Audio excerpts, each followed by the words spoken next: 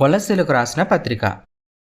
ఆయన మనలను అంధకార సంబంధమైన అధికారములో నుండి విడుదల చేసి తాను ప్రేమించిన తన కుమారుని యొక్క రాజ్య నివాసులుగా చేసెను.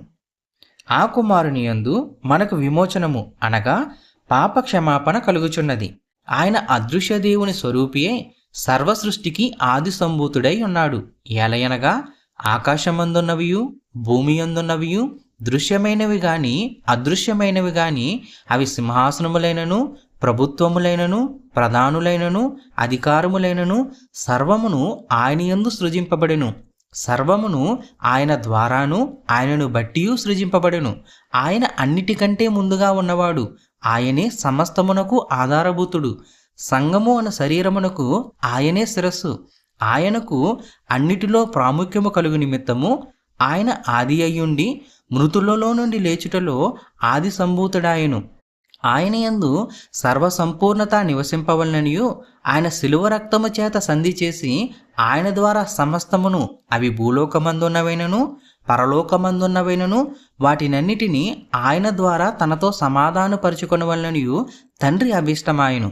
మరియు గతకాలమందు దేవునికి దూరస్తులను మీ దుష్క్రియల వలన మీ మనస్సులో విరోధ భావం గలవారనయ్యుండిన మిమ్మును కూడా తన సన్నిధిని పరిశుద్ధులుగాను నిర్దోషులుగాను నిరపరాధులుగాను నిలవబెట్టుటకు ఆయన మాంసయుక్తమైన దేహమందు మరణం వలన ఇప్పుడు మిమ్మును సమాధానపరిచెను. పునాది మీద కట్టబడిన వారై స్థిరముగా ఉండి మీరు విన్నట్టు ఆకాశము క్రింద ఉన్న సమస్త సృష్టికి ప్రకటింపబడినట్టు ఈ సువార్త వలన కలుగు నిరీక్ష నుండి తొలగిపోక విశ్వాసమందు నిలిచిన యెడల ఇది మీకు కలుగును. బుద్ధి జ్ఞానముల సర్వసంపదలు ఆయన యందే గుప్తములై ఉన్నవి. ఎవడైనను చక్కని మాటల చేత మిమ్మును మోసపరుచుకున్నట్లు ఈ సంగతిని చెప్పుచున్నాను. మీరు క్రీస్తుతో కూడా లేపబడిన వారైతే పైనున్న వాటినే వెదుకుడి. అక్కడ క్రీస్తు దేవుని కుడిపార్శ్వమున కూర్చుని ఉన్నాడు. పైనున్న వాటి మీదనే గాని భూ సంబంధమైన వాటి మీద మనసు పెట్టుకొనకుడి. ఏలయనగా మీరు మృతి పొందితిరి, మీ జీవము క్రీస్తుతో కూడా దేవుని యందు దాచబడి ఉన్నది.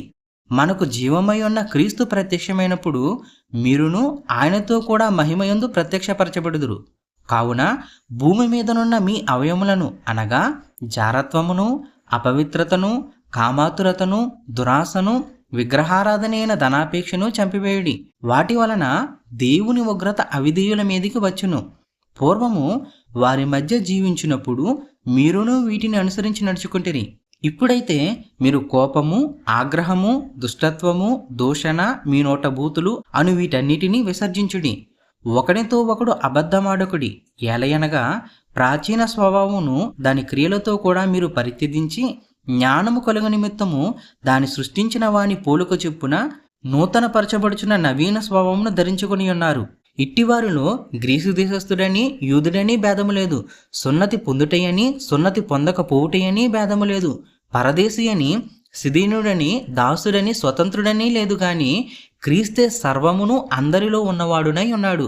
కాగా దేవుని చేత ఏర్పరచబడిన వారును పరిశుద్ధులను ప్రియులైన వారికి తగినట్లు మీరు జాలిగల మనస్సును దయాలుత్వమును వినయమును సాత్వికమును దీర్ఘశాంతమును ధరించుకొనిడి.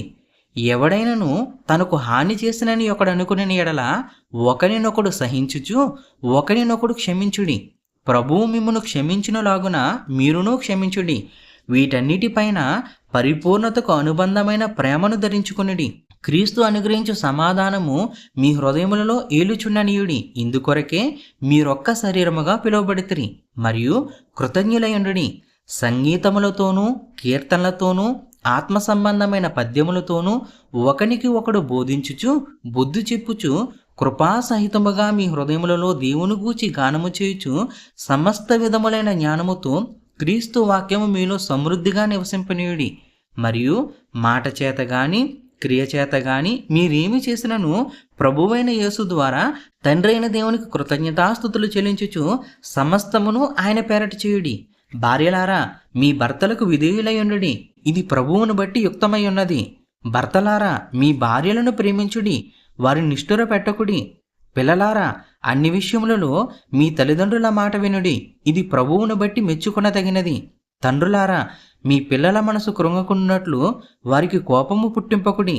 దాసులారా మనుషులను సంతోషపెట్టువారైనట్టు కంటికి కనబడవలనని కాక ప్రభువునకు భయపడుచు శుద్ధాంతకరణ గలవారై శరీరమును బట్టి మీ యజమానులైన వారికి అన్ని విషయములలో విధేయులైండుడి.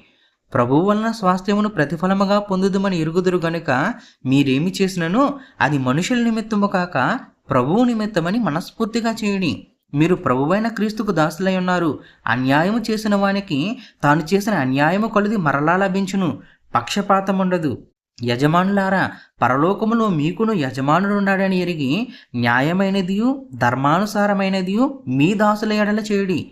ప్రార్థనయందు నిలకడగా ఉండి కృతజ్ఞత గలవారై దానియందు మెలకువగా ఉండుడి. సమయమును పోనీయక సద్వినియోగము చేసుకునుచు సంగమునకు వెలుపటి వారి ఎల్ల జ్ఞానము కలిగి నడుచుకునుడి. ప్రతి మనుషునికి ఎలాగూ ప్రత్యుత్తరమియ్యవలనో అది మీరు తెలుసుకున్నట్టుకై మీ సంభాషణ ఉప్పివేసినట్టు ఎల్లప్పుడూ రుచిగలదిగాను కృపాసహితముగాను ఉండనీయుడి.